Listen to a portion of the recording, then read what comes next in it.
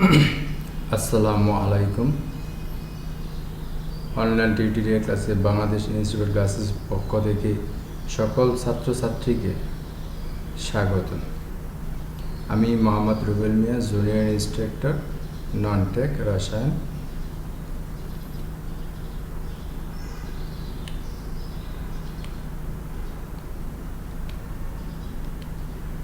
আমি আজকে চতুর্থ পর্বের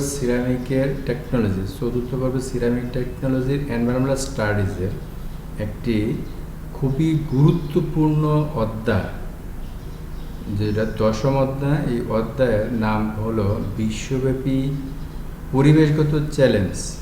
এই চ্যাপ্টারটা খুবই গুরুত্বপূর্ণ আর এই চ্যাপ্টারটা অনেক বড়, তাই আমরা দুইটা অংশে আলোচনা করবো। আজকে প্রথম অংশে আলোচনা করব। প্রথম অংশটার নাম হচ্ছে বিশ্বব্যাপী পরিবেশগত চ্যালেঞ্জের প্রথম অংশ। দেখি আমরা এই অধ্যায়ের কী কী আছে। ছাত্ররা, তোমরা সিরামিক টেকনোলজি চতুর্থ বর্ষের ছাত্ররা তোমরা মনোযোগ সহকারে শুনবে এবং দেখবে এবং পর্যায়ক্রমভাবে আলোচনা করব। যদি কারো কোনো প্রশ্ন বা সমস্যা থেকে থাকে পরবর্তী সময়ে আমাকে ফোনে অথবা মেসেঞ্জারে অথবা ফেসবুকের আমাদের যে গ্রুপটা আছে এই গ্রুপে মন্তব্যের ঘরে বা ইনবক্স করলে আমি পরবর্তী সময় চেষ্টা করব তোমাদেরকে জানিয়ে দেওয়ার জন্য। এখন আমরা দেখি যে এই অধ্যায়ে কী কী আছে। প্রথম অংশে অধ্যায় আলোচ্য বিষয়সমূহ হচ্ছে: 1. গ্রিনহাউস গ্যাস এবং গ্রিনহাউস ইফেক্ট। 2. গ্রিনহাউস গ্যাসের তালিকা এবং গ্রিনহাউস প্রতিক্রিয়া, তাদের অবদান, অর্থাৎ যে গ্যাসগুলো আছে তাদের কী কী অবদান আছে। গ্রিনহাউস প্রতিক্রিয়ার কারণ ও প্রভাব। তারপর দেখব আমরা অ্যাসিড বৃষ্টির কারণ, প্রভাব, এগুলি নিয়ে আমরা সমানভাবে এবং পর্যায়ক্রমিকভাবে একটিভাবে আলোচনা করব। তোমরা মনোযোগ সহকারে সেটি শুনবে এবং দেখবে এবং খাতা কলম নিয়ে সেগুলো লিপিবদ্ধ করে রাখবে। গ্রিনহাউস আমরা প্রথমেই পড়ব। গ্রিনহাউস হলো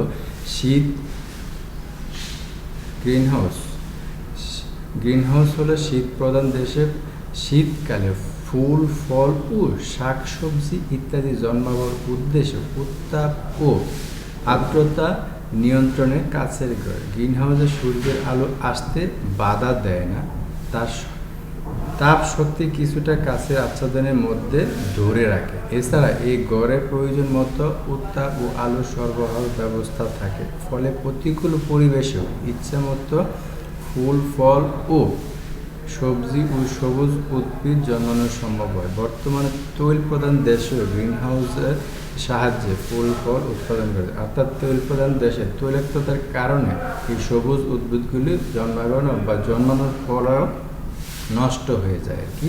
এই কারণে ওই সকল দেশে এটা কাজ করা হয়। অর্থাৎ এখানে কাজটা হলো, গ্রিনহাউসটা হলো যে এরকম একটা কাচের ঘর যার ভিতরে সূর্যের আলো আসতে কোনো বাধা পায় না, কিন্তু বিকিরিত তাপটি ফিরে যেতে বাধাপ্রাপ্ত হয়। আমরা দুটি ছবির মাধ্যমে দেখি গ্রিনহাউসটা কীরকম। যেমন এখানে এই হচ্ছে একটি কাচের ঘর যার ভিতরে সবুজ উদ্ভিদগুলো বা শাকসবজিগুলো এখানে রোপণ করে, যার ভিতরের অংশ হচ্ছে এটাকে বলা হয় গ্রিনহাউস গ্যাস, যার ভিতরে অংশটা এখানে আছে। আমরা দেখি গ্রিনহাউস ইফেক্টটা কী। গ্রিনহাউস ইফেক্টটা হলো, আমাদের দেশ সাধারণত তাপমাত্রা 30 ডিগ্রি তাপ বেশি থাকে, কিন্তু আমাদের দেশে তো না, গ্রিনহাউস তেমন একটা না। কিন্তু আমরা সেই ধারণাটাকে আমাদের বা সেইভাবে কীভাবে আমাদের দেশে তাপমাত্রা নিয়ন্ত্রণ করছে বা তাপমাত্রা বৃদ্ধি পাচ্ছে সেখানে রয়েছে। বায়ুমণ্ডলে পৃথিবীর তাপমাত্রা নিয়ন্ত্রণের ক্ষেত্রে বড় ভূমিকা পালন করে। এই ক্ষেত্রে বায়ুমণ্ডলের নিম্ন স্তরে অবস্থিত কিছু গ্রিনহাউস গ্যাস বা কাচের ঘর বা দেয়ালের মতো কাজ করে। অর্থাৎ বায়ুমণ্ডলে এমন কতগুলো গ্যাস আছে যেগুলো গ্লাসের মতো কাজ করে। সূর্যের আলো পৃথিবীতে তাপ ও শক্তি মূল উৎস। সূর্যরশ্মি এইসব গ্যাসীয় স্তর ভেদ করে, অর্থাৎ বায়ুমণ্ডলে যে গ্যাসীয় স্তরগুলো আছে স্তরগুলো ভেদ করে পৃথিবীতে এসে পড়ে এবং পৃথিবীতে আসা সূর্যের আলোকে সবটুকু কাজে লাগে না। প্রয়োজনের অতিরিক্ত সূর্যালো ভূপৃষ্ঠ ছেড়ে দেয়, আবার ভূপৃষ্ঠ হতে বিকিরিত তাপে সবটুকু মহাশূন্য ফিরে যায় না বা চলে যায় না। এই বিকিরিত তাপ গ্রিনহাউস গ্যাস দ্বারা শোষিত হয়, অথবা অনেক সময় ওই গ্রিনহাউস গ্যাসের তাপ ধারণ ক্ষমতার ফলে ধরে রাখে, ফলে ভূমণ্ডলে বা বায়ুমণ্ডলে থেকে যায়। অর্থাৎ গ্রিনহাউস গ্যাস সমূহ সূর্যের আলো পড়তে বাধা দেয় না, কিন্তু বিকিরিত তাপকে মহাশূন্যে ফিরে যেতে বাধা দেয় বা বাধা প্রদান করে বা ধরে রাখে। ফলে ভূপৃষ্ঠের তাপমাত্রা বৃদ্ধি পায় এবং তাপমাত্রা বৃদ্ধির এই প্রক্রিয়াটাকে বলা হয় গ্রিনহাউস ইফেক্ট। গ্রিনহাউস ইফেক্ট অর্থাৎ সার কথাটা হলো যে বায়ুমণ্ডলের যে স্ট্র্যাটোস্ফিয়ারে কতগুলো গ্যাস আছে, এই গ্যাসগুলো সূর্যের আলোকে আসতে বাধা দেয় না, কিন্তু বিকিরিত তাপটা ফিরে যেতে বাধা প্রদান করে, ফলে বায়ুমণ্ডলের তাপমাত্রা বৃদ্ধি পায়। আর নিচে আমরা কয়েকটা চিত্র দেখব। গ্রিনহাউস ইফেক্টের ফলে যে গ্যাসগুলো দায়ী, সেই গ্যাসগুলো হলো এক, বায়ুমণ্ডলে জলীয় বাষ্প অর্থাৎ আমরা যেটাকে বলি পানি আর কি, carbon die oxide, methane, nitrous oxide, ozone এবং সিএফসি দ্যাট মিনস ক্লোরোফ্লোরোকার্বন। এই গ্যাসগুলো মুখ্য ভূমিকা পালন করে। এরা তাপটাকে শোষণ করে রাখে বা বিকিরিত তাপটাকে ফিরে যেতে বাধা প্রদান করে অথবা তাপটাকে ধরে রাখে।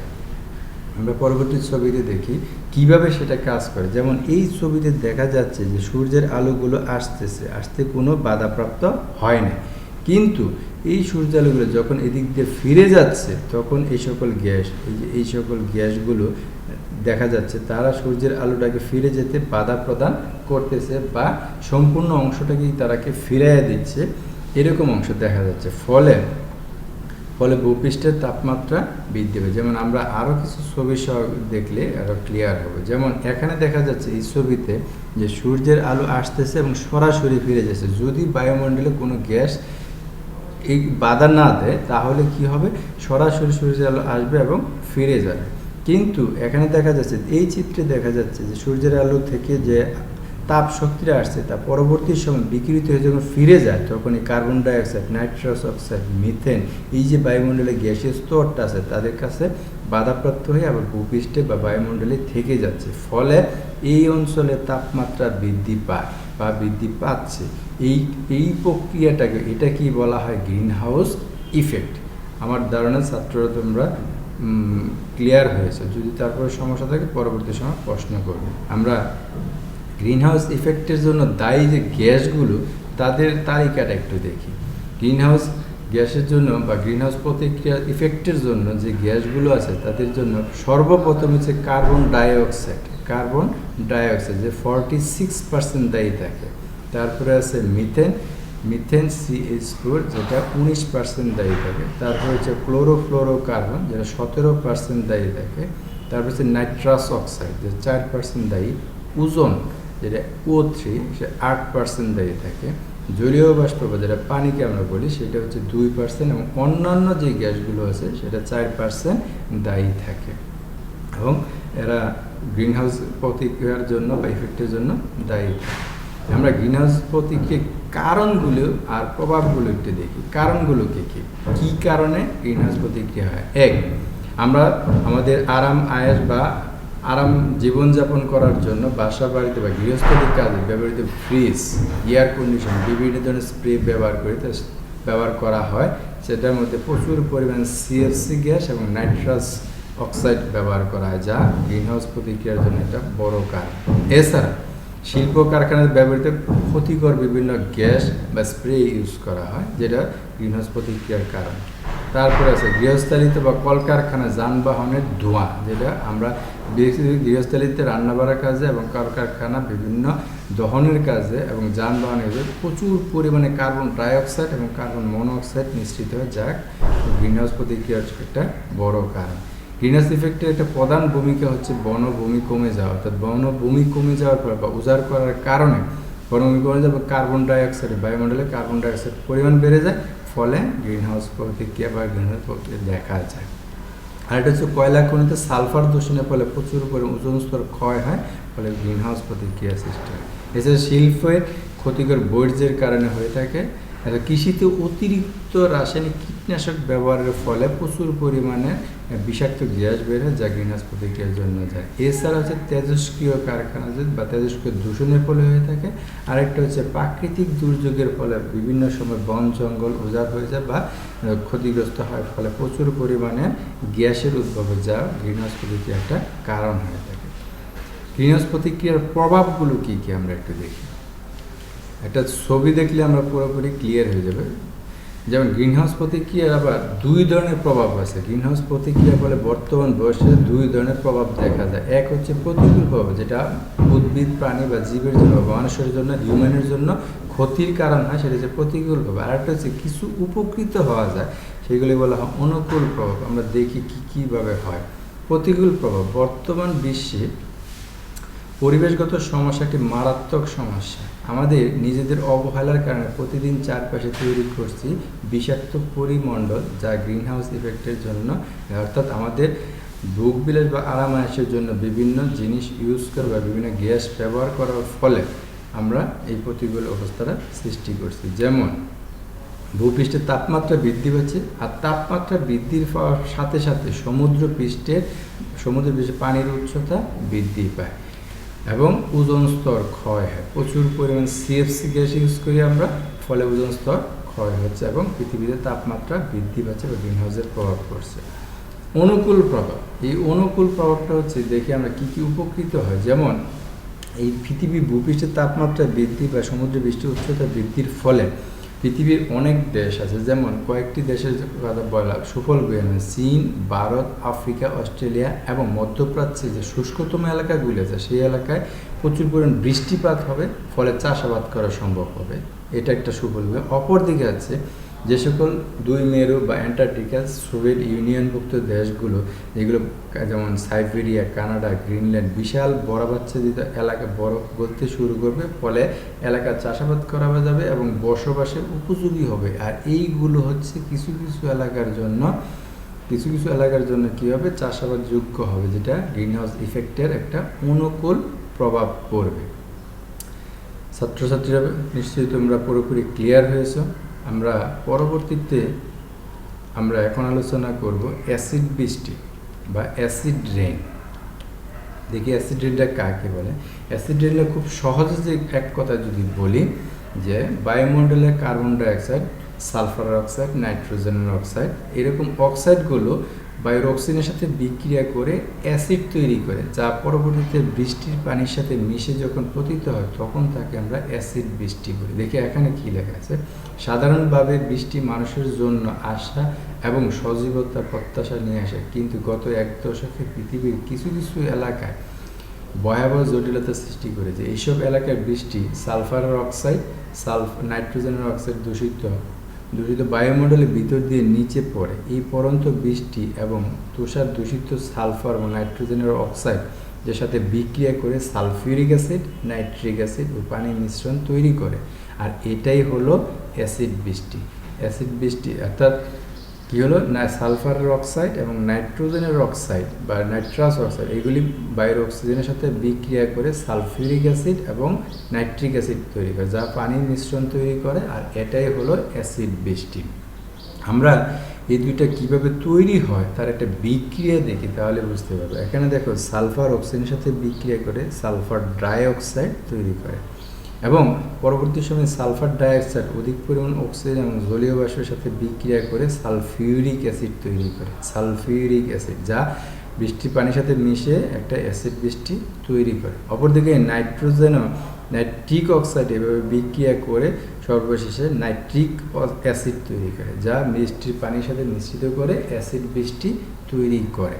অর্থাৎ বায়ুমণ্ডলে বিভিন্ন যে নাইট্রোজেনের অক্সাইড এবং সালফারের অক্সাইড আছে, এগুলি পরবর্তী সময় এবং কার্বনের অক্সাইডও এটার জন্য দায়ী হয়, যা অ্যাসিড বৃষ্টি তৈরি করে।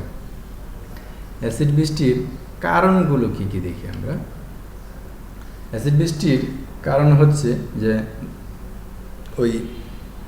এর মতো বায়ুমণ্ডলে যদি কার্বন ডাইঅক্সাইড, সালফারের অক্সাইড এবং নাইট্রোজেনের অক্সাইডের পরিমাণ বৃদ্ধি পায়, ফলে এটা হয়ে থাকে। অর্থাৎ শিল্প কারখানা, যানবাহন, বন সম্পদ কমে যাওয়া বা বন উজাড় করার কারণে অ্যাসিড বৃষ্টি হওয়ার সম্ভাবনা বেশি। বিশেষ করে শিল্প বিপ্লবের ক্ষেত্রে এটা বেশি দেখা যায়। প্রভাবগুলো কী কী আমরা দেখি। যেমন এই ছবিতে দেখা যাচ্ছে এখানে, এটা নিশ্চয়ই তোমরা চিনেছ, আগ্রার তাজমহল দুইটা অংশ দেখা যায়। এই অংশটা খুব চাকচিক্য আর এই অংশটা ফ্যাকাশে হয়ে গেছে। অর্থাৎ ধারণা করা হচ্ছে গত 50 বছরে তাজমহল এইরকম পরিবর্তন হয়ে গেছে। আর একটাই কারণ বিজ্ঞানীরা ধারণা করা হচ্ছে যে অতিরিক্ত বায়ু দূষণের কারণে অ্যাসিড বৃষ্টি হয়, ফলে তার যে সৌন্দর্য ছিল সেটা ফ্যাকাশে হয়ে গেছে। এটা একটা প্রভাব দেখা যায়। এখানে দেখা যাচ্ছে আরেকটা ছবি, যে এই যে বিল্ডিংয়ের যে ক্ষয়প্রাপ্ত হয়েছে এটা অ্যাসিড বৃষ্টির কারণে হয়েছে। আরেকটা ছবি দেখলে আরও ক্লিয়ার, যেমন এই ছবিতে দেখা যাচ্ছে বায়ুমণ্ডলের যে অবস্থা তৈরি হচ্ছে সেটা অ্যাসিড বৃষ্টির কারণে হয়েছে। এটা গেল বিভিন্ন স্থাপনা এবং বায়ুমণ্ডলে। আমরা দেখি প্রকৃতির উপর কী ধরনের প্রভাব পড়ে। যেমন এখানে দেখা যাচ্ছে অ্যাসিড বৃষ্টির ফলে এই যে সকল মাছ মৃত মরে বেশি গেছে। এর একটাই কারণ, অ্যাসিড বৃষ্টির কারণে পানিতে অ্যাসিডের পরিমাণ বৃদ্ধি পায়। আর অ্যাসিডের পরিমাণ বৃদ্ধি পেতে জলীয় কণা বা প্লাঙ্কটন জাতীয় যে উদ্ভিদগুলো আছে এগুলি মারা যায়, ফলে মাছ মরে যায় বা মরে মৃত হয়ে যায়। এর ফলে পানিতে বেশি গেছে। এটা হলো পানির ক্ষেত্রে। আমরা দেখি এখন বনভূমির ক্ষেত্রে। বনভূমির ক্ষেত্রে হলো যে অ্যাসিড বৃষ্টির কারণে বা উদ্ভিদের যে সবুজ অংশ সেটা নষ্ট হয়ে যায়, অর্থাৎ ক্লোরোপ্লাস্টটা নষ্ট হয়ে যায়, ফলে সালোক সংশ্লেষণ প্রক্রিয়ার খাদ্য তৈরি করতে পারে না, ফলে উদ্ভিদে কী হচ্ছে, মারা যাচ্ছে। উদ্ভিদের ক্ষেত্রে আমরা একটু পানি এবং মাটির ক্ষেত্রে দেখি এই একটা অবস্থা। অ্যাসিড বৃষ্টির কারণে দেখা এখানে পানি কীরকম একটা ময়লা বা কালো হয়ে গেছে। কারণ একমাত্রই যে অ্যাসিড বৃষ্টির কারণে সকল জীবকণা যেগুলো আছে সব মৃত্যু হয়ে যায় বা মারা যায়, ফলে এইরকম একটা দূষণ তৈরি হয়। এটা প্রকৃতির উপর তৈরি হয়। এতে আমাদেরকে লক্ষ্য রাখতে হবে যে বায়ুমণ্ডলের নাইট্রোজেনের অক্সাইড, সালফারের অক্সাইড এবং কার্বনের যে অক্সাইড বা কার্বন মনোক্সাইড, কার্বন ডাইঅক্সাইড, এগুলির পরিমাণ হ্রাস করতে না পারলে অদূর ভবিষ্যতে আমাদের অবস্থা হবে এরকম। এবং এই মানুষের উপরে যে প্রভাবগুলি পড়ে সেটা হচ্ছে অ্যাসিড বৃষ্টির ফলে মানুষের শরীরে প্রথম চামড়ার উপর একটা চুলকানি হয়, পরবর্তী সময়ে এটা মারাত্মক আকার ধারণ করে এবং স্কিন ক্যান্সার পর্যন্ত হতে পারে। ছাত্রছাত্রীরা তোমরা নিশ্চয়ই এতক্ষণ অ্যাসিড বৃষ্টি এবং গ্রিন হাউস ইফেক্ট সম্বন্ধে একটা বলার চেষ্টা করছি। তোমরা খেলে যদি কারো কোনো কোশ্চেন থাকে তাহলে তোমরা পরবর্তী সময় আমাকে জানাবা এবং আমি চেষ্টা করবো তোমাদের উত্তর দিতে। মূল্যায়ন, তোমরা বসে বসে এটি দেখবা এবং পড়বা এবং কমপক্ষে 3 বার লেখার চেষ্টা করবা, তাতেই দেখবে যে তোমাদের আয়ত্তে চলে আসছে এবং তোমাদের একটা ধারণা চলে আসছে। তোমরা এটা পড়ার পরে কোশ্চেন থাকলে বা প্রশ্ন থাকলে আমাকে জানাবো, আমি চেষ্টা করবো তোমাদের জানানোর জন্য। আর বাড়িতে নিরাপদে থাকো, সরকারের যে বিধি বিধান আছে নিরাপদ দূরত্ব বজায় থেকে থাকো, বাইরে না যাওয়াই ভালো। তুমি সুস্থ থাকলে পরিবার সুস্থ থাকবে, পরিবার সুস্থ থাকলে দেশ এবং জাতিরও কল্যাণ হবে এবং মানুষের যে মহামারী সেই মহামারী থেকে আমরা রক্ষা পাবো। এই কামনা করে সকলকে ধন্যবাদ। খোদা।